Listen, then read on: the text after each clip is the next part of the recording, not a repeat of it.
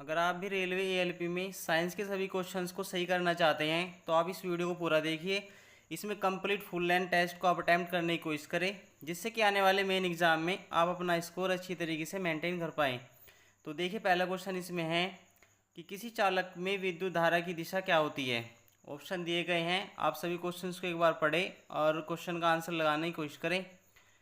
Option दिए हैं इसमें विद्युत क्षेत्र के विपरीत, विद्युत क्षेत्र के समांतर, धनात्मक आवेश से ऋणात्मक आवेश की ओर और ऋणात्मक आवेश से धनात्मक आवेश की ओर। तो क्वेश्चन में पूछा गया है कि किसी चालक में विद्युत धारा की डायरेक्शन क्या होती है। इलेक्ट्रिसिटी जो फ्लो होती है किसी भी कंडक्टर के अंदर, उसकी डायरेक्शन क्या होती है। इसका राइट आंसर हो जाएगा ऑप्शन सी, धनात्मक आवेश से ऋणात्मक आवेश की ओर। क्योंकि किसी भी कंडक्टर के अंदर जब इलेक्ट्रिसिटी फ्लो होती है तो उसकी डायरेक्शन पॉजिटिव टू नेगेटिव होती है। इसके बारे में और आप देख लीजिए एक बार कि विद्युत धारा की दिशा को परंपरागत रूप से उस दिशा में मापा जाता है जिसमें धनात्मक आवेश प्रवाहित होता है, इसलिए धारा की दिशा धनात्मक आवेश से ऋणात्मक आवेश की ओर होती है। कोई भी कंडक्टर अगर होता है तो जिसमें इलेक्ट्रिसिटी फ्लो होगी तो वो पॉजिटिव टू नेगेटिव फ्लो होती है। क्वेश्चन आगे देखिए एक बार कि किसी चालक का प्रतिरोध किस पर निर्भर करता है। कोई भी कंडक्टर अगर होता है तो उसका रेजिस्टेंस कुछ बातों पर निर्भर करता है। तो आपसे क्वेश्चन में यही पूछा गया है। जैसे ऑप्शन देख लिए एक बार आप। ऑप्शन दिया है इसमें चालक की लंबाई पर, चालक के क्षेत्रफल पर, चालक की सामग्री पर, और ऑप्शन डी दिया गया है उपरोक्त सभी। तो किसी भी चालक का प्रतिरोध कुछ बातों पर निर्भर करता है, जैसे उस चालक की लंबाई कितनी है, उस चालक का क्षेत्रफल कितना है और उस चालक की सामग्री कितनी है। तो इसका सही उत्तर हो जाएगा ऑप्शन डी। इसमें देखें आप कि जैसे कोई भी चालक का प्रतिरोध है आर, जिसको आप आर से प्रेजेंट करते हैं चालक की लंबाई पर, और उस चालक के अनुप्रस्थ क्षेत्रफल पर, जिसको हम ए से प्रेजेंट करते हैं, और चालक की सामग्री पर निर्भर करता है। तो मोटा मोटी एक बात आप याद रखिए कि किसी भी चालक का प्रतिरोध मुख्यतः तीन बातों पर ज़्यादा निर्भर करता है। एक तो चालक की लंबाई कितनी है, उस चालक का क्षेत्रफल कितना है, और उस चालक में क्या क्या सामान लगा है उस सामग्री पर निर्भर करता है। ठीक है, अब क्वेश्चन आगे देखें कि ओम का नियम हमें क्या बताता है। एक बार ऑप्शन आप देखें और क्वेश्चन का आंसर लगाने की कोशिश जरूर करें। ऑप्शन दिए हैं इसमें V और I के बीच प्रत्यक्ष संबंध, V और R के बीच प्रत्यक्ष संबंध, I और R के बीच प्रत्यक्ष संबंध, I और P के बीच प्रत्यक्ष संबंध। तो ओम का नियम आपने पढ़ा है, V equals to I R होता है वोल्टेज, या वोल्ट बराबर आपका होता है धारा गुना प्रतिरोध। तो यही संबंध आपको बताना है, इसमें कौन सा सही हो जाएगा। तो देखिए, इसके बारे में आप पहले पढ़ें कि ओम का नियम जो होता है वो किसी भी चालक के सिरों के बीच के विभवांतर जो वोल्टेज होगी वो उसमें प्रवाहित होने वाली धारा के बीच में प्रत्यक्ष संबंध को दर्शाता है। क्योंकि V equals to I R होता है, आप पढ़ा है। क्योंकि क्वेश्चन कई बार एग्जाम में पहले पूछ भी गया है, एसएससी वगैरह में तो बहुत बार एग्जाम में पूछा गया है। तो इसका सही उत्तर हो जाएगा ऑप्शन ए, कि जो आपका प्रतिरोध होगा उसका सही फॉर्मूला आपका ओम के नियम का पढ़ते हैं, V equals to I R. इसका मतलब होता है अगर आप वोल्टेज बढ़ा रहे हैं, किसी भी चालक की अगर आप वोल्टेज बढ़ाते हैं तो उसमें आपकी धारा भी बढ़ानी पड़ेगी। धारा बढ़ानी पड़ेगी तो वोल्टेज के अकॉर्डिंग आपका रेजिस्टेंस भी उतना ही इंक्रीज हो जाएगा। इसका मतलब यह है क्योंकि V I के अनुक्रमानुपाती होता है, ऐसे ही जो वोल्टेज होगी आपकी वो रेजिस्टेंस के भी अनुक्रमानुपाती होती है।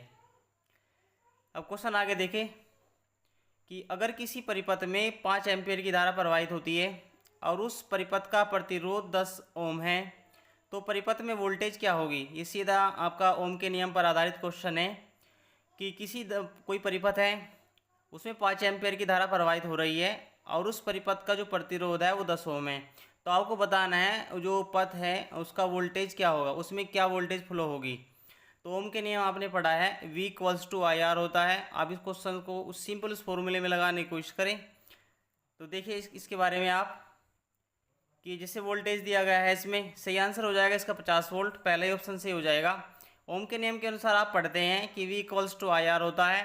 आपके पास में करंट दिया गया है, I दी गई है 5 एम्पियर, रेजिस्टेंस दिया गया है 10 ओम, तो सीधा मल्टीप्लाई हो जाएगा 10 गुना 5, ये 50 वोल्ट का इसमें हो जाएगा। 50 वोल्ट की धारा उसमें प्रवाहित होगी। देखिए क्वेश्चन अगला है कि दो प्रतिरोधों को श्रेणी क्रम में रखा गया है। कोई दो रेजिस्टेंस है, उनको आप एक सीरीज सीक्वेंस में रखा है। अगर एक का प्रतिरोध R1 है, दूसरे का R2, तो समतुल्य प्रतिरोध RS क्या होगा। तो जब भी कोई रेजिस्टेंस 2 या 3 से ज़्यादा एक श्रेणी क्रम में रखे जाते हैं तो उनका सीक्वेंस अगर आप उनको समतुल्य पूछ ले या उनका योग पूछ ले तो सीधा आपका हो जाएगा कंप्लीट उनका जोड़ हो जाएगा। जैसे ये दो दिए गए हैं कि इनको श्रेणी क्रम में आप एडजस्ट करके बताइए तो क्या होगा। तो इसका एडजस्टमेंट हो जाएगा R1 + R2। इससे भी ज़्यादा अगर आ जाते हैं एग्जाम में कि 4 प्रतिरोध है एक श्रेणी क्रम में रखे गए हैं तो समतुल्य प्रतिरोध क्या होगा। तो उसमें आपका R1 + R2 R3 + R4, तो सीधे साधे इसको जोड़ने पर ही इसका समतुल्य प्रतिरोध निकाला जाता है। तो इसका सही उत्तर हो जाएगा ऑप्शन ए R1 + R2। देखिए इसके बारे में कि श्रेणी क्रम में संयोजन का जो समतुल्य प्रतिरोध होता है वो आप सीक्वेंस में सीधे ही ऐड कर देते हैं। जैसे R1 + R2। हाँ, अगर आपसे क्वेश्चन पूछ ले कि दो प्रतिरोध एक दूसरे के समांतर जोड़े गए हैं जैसे R1 R2, तो उनका आप समांतर जोड़े गए तो उसका समतुल्य प्रतिरोध क्या होगा। तो फिर वे एक के अपोन में आ जाएंगे। जैसे 1/Rp = 1/R1 + 1/R2। तो इस तरीके से उनको 1 के अपोन में आ जाएगा जब आप इनको समांतर क्रम में जोड़ने की कोशिश करेंगे। क्वेश्चन आगे है कि किसी चालक का प्रतिरोध 5 ओम दिया गया है और उसमें 2 एम्पियर की धारा प्रवाहित हो रही है। तो इस परिपथ के द्वारा उत्पन्न की गई शक्ति क्या होगी। पावर इसमें पूछ ली गई है कि किसी चालक का जो प्रतिरोध है वो 5 ओम है, उसमें 2 एम्पियर की धारा प्रवाहित हो रही है, तो परिपथ के द्वारा उत्पन्न की गई जो पावर है वो क्या होगी, शक्ति से पूछा गया है। ऑप्शन दिए गए हैं इसमें 10 वाट, 20 वाट, 5 वाट और 15 वाट। तो इसका सही उत्तर हो जाएगा 20 वाट, क्योंकि शक्ति का सूत्र इसमें पढ़ते हैं आप P = IR²। ठीक है, IR² होता है क्योंकि I इसमें दिया गया है 2 एम्पियर, R दिया गया है आपका 5 ओम, तो सही उत्तर हो जाएगा इसमें 20 वाट। ठीक है, जो पावर का जो फॉर्मूला पढ़ते हैं आप इलेक्ट्रिसिटी के अंदर वो होता है I² × R। ठीक है, कि धारा का वर्ग गुना प्रतिरोध, दोनों की मल्टीप्लाई कर देंगे तो आपका आ जाएगा इसमें 20 वाट। क्वेश्चन अगला दिया गया है किसी विद्युत बल्ब, कोई इलेक्ट्रिक बल्ब है, उसकी रेटिंग दी गई है 220 वोल्ट या 220 वोल्ट और 100 वाट का है, तो बल्ब का प्रतिरोध क्या होगा। तो इसमें देखिए ऑप्शन दिए गए हैं 484 ओम, 4840 ओम, 2200 ओम और 100 ओम। तो सही उत्तर हो जाएगा इसमें ऑप्शन ए 484 ओम, क्योंकि प्रतिरोध का सूत्र आप पढ़े हैं R बराबर होता है V²/P।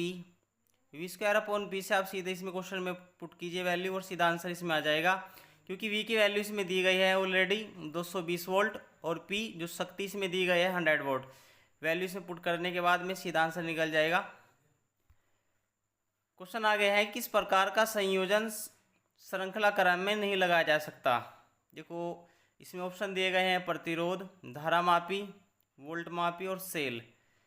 क्योंकि जब आप जो कोई भी प्रतिरोध है या कोई भी सीक्वेंस में आप रखने की कोशिश करते हैं तो उनको आप रख सकते हैं प्रतिरोध, धारामापी, वोल्ट मापी और सेल।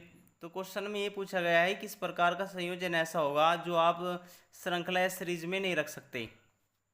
सही उत्तर हो जाएगा इसमें सी, वोल्ट मापी, क्योंकि वोल्ट मापी को आप श्रृंखला क्रम में नहीं जोड़ सकते, क्योंकि यह परिपथ विभवांतर को मापता है। क्योंकि वोल्ट मापी का काम होता है विभवांतर को मापना, क्योंकि यह परिपथ में विभवांतर को मापता है और इससे समांतर क्रम में जोड़ते हैं। जो आपका वोल्ट मापी होगा विभवांतर, उसको आप समांतर क्रम में जोड़ते हैं, जो बाकी बचते हैं वे आपके हो जाते हैं सीरीज में। ठीक है, अब क्वेश्चन आगे देखिए। क्वेश्चन आगे है कि विद्युत परिपथ में सीरीज और पैरेलल संयोजन का अनुक्रम किसके लिए किया जाता है। क्योंकि जो आपका इलेक्ट्रिक सर्किट होता है उसमें दो तरह के आप यूज़ किए जाते हैं, एक तो सीरीज वे में होता है, दूसरा आपका पैरेलल। तो इसमें ये पूछा गया है किसी विद्युत परिपथ में सीरीज और पैरेलल संयोजन का अनुक्रम या अनुप्रयोग किसके लिए किया जाता है। प्रतिरोध को बढ़ाने के लिए, प्रतिरोध को घटाने के लिए, धारा को विभाजित करने के लिए, उपरोक्त सभी। तो आप क्वेश्चन का आंसर लगाने की कोशिश करें इसमें। इसका सही उत्तर हो जाएगा ऑप्शन डी, क्योंकि जब आप इलेक्ट्रिक सर्किट पढ़ते हैं तो उसके अंदर सीरीज वे में और पैरेलल वे में जब आप उनको पढ़ते हैं तो उसमें आपका धारा को विभाजित करने के लिए भी करते हैं, विद्युत प्रतिरोध को घटाने के लिए भी करते हैं। ठीक है, तो दोनों तरीके से इसका इस्तेमाल किया जाता है। एक तो जो आपका प्रतिरोध होता है रेजिस्टेंस, उसको घटाने में भी इस्तेमाल किया जाता है। दूसरा, इलेक्ट्रिसिटी को भी विभाजित करने के लिए इस्तेमाल किया जाता है। क्वेश्चन आगे हैं कि अगर एक परिपथ में 60 ओम है, प्रतिरोध किसी परिपथ का 60 ओम है। दूसरा, 40 ओम के दो प्रतिरोध एक पैरेलल क्रम में जोड़े गए हैं, समांतर क्रम में जोड़े गए हैं, तो समतुल्य प्रतिरोध क्या होगा। अभी मैंने पिछले क्वेश्चन में बात की थी कि जो दो या दो से ज़्यादा जो आपके प्रतिरोध होते हैं, अगर वे समांतर क्रम में जोड़े जाते हैं तो समतुल्य प्रतिरोध हो जाएगा 1 के अपॉन में R1 प्लस 1 के अपॉन में R2। अगर आप उनको ऐड कर देंगे तो सीधा इसका आंसर निकल जाएगा। देखिए इसका सही उत्तर हो जाएगा ए 24 ओम, क्योंकि जब भी कोई दो या दो से ज़्यादा रेजिस्टेंस समांतर क्रम में जोड़े जाएंगे तो 1 के अपॉन में R1 1 अपॉन R2, इससे ज़्यादा अगर आ जाते हैं तो आगे इस तरह जुड़ जाएंगे। क्वेश्चन आगे देखिए कि मानव शरीर में कौन सा अंग पित्त का उत्पादन करता है। इसमें ऑप्शन दिए गए हैं अग्नाशय, पैनक्रियाज, यकृत, लीवर, आमाशय, स्टोमच, आंत्र, इंस्टेटाइन। तो इसका सही उत्तर हो जाएगा यकृत। यकृत मानव शरीर में पित्त का उत्पादन करता है, जो वसा के पाचन में भी सहायक करता है, क्योंकि यकृत का काम होता है फैट को पाचन डाइजेस्ट करने का काम यकृत ही करता है, और उसके अंदर ही आपका पित्त का उत्पादन भी होगा। पित्त को पित्ताशय में संग्रहित किया जाता है और आवश्यकता के अनुसार समय में इसको छोड़ा जाता है। ठीक है, क्वेश्चन आगे है कि मनुष्य में रक्त का शुद्धिकरण मुख्यतः किस अंग में होगा। ऑप्शन दिए गए इसमें फेफड़े, हृदय, वृक्क और यकृत। तो मनुष्य में रक्त का जो शुद्धिकरण होगा वो आपका हो जाएगा ऑप्शन सी वृक्क, किडनी के अंदर। वृक्क या किडनी शरीर में रक्त का एक शुद्धिकरण करते हैं। वे रक्त से अवशिष्ट जो पदार्थ है उनको छानने का काम भी करते हैं तथा उन्हें मूत्र के रूप में बाहर निकालने का काम भी करते हैं। जो वेस्ट मटेरियल होता है, वेस्टेज, उसको बाहर निकालने का काम भी किडनी करती है। यह प्रक्रिया निस्पंदन और पुनर्अवशोषण के द्वारा संपन्न होती है। तो इसके जो प्रक्रिया संपन्न होने का क्रम है वो निस्पंदन और पुनर्अवशोषण के द्वारा ही संपन्न होती है। क्वेश्चन आगे है कि मनुष्य में रक्त का शुद्धिकरण मुख्य रूप से किस अंग में होगा। तो ये क्वेश्चन देख लीजिए। क्वेश्चन आगे है कि कोशिका के किस भाग को शक्ति ग्रह या पावर हाउस कहा जाता है। गोल्जी बॉडी, माइटोकॉन्ड्रिया, लाइसोसोम और राइबोसोम। तो इसका सही उत्तर हो जाएगा ऑप्शन बी माइटोकॉन्ड्रिया। माइटोकॉन्ड्रिया को ही कोशिका का पावर हाउस या शक्ति ग्रह कहा जाता है, क्योंकि यह कोशिका के अंदर ऊर्जा जो एटीपी का उत्पादन करता है, जो कि कोशिका की सभी जैविक गतिविधियों के लिए भी आवश्यक होता है। जितनी भी आपकी जैविक एक्टिविटीज़ होती है तो उनके लिए जिम्मेदार भी माइटोकॉन्ड्रिया होता है। क्वेश्चन आगे दिया गया है कि डीएनए के अनुक्रम या सीक्वेंस का क्या काम होता है। जो डीएनए आप देखते हैं तो उसका सीक्वेंस का क्या कार्य होता है। प्रोटीन संश्लेषण को निर्देशित करना, ऊर्जा का उत्पादन करना, कोशिका विभाजन को नियंत्रित करना और ऑक्सीजन का परिवहन करना। इसका सही उत्तर हो जाएगा इसमें ऑप्शन ए प्रोटीन संश्लेषण को निर्देशित करने का काम डीएनए का ही होता है।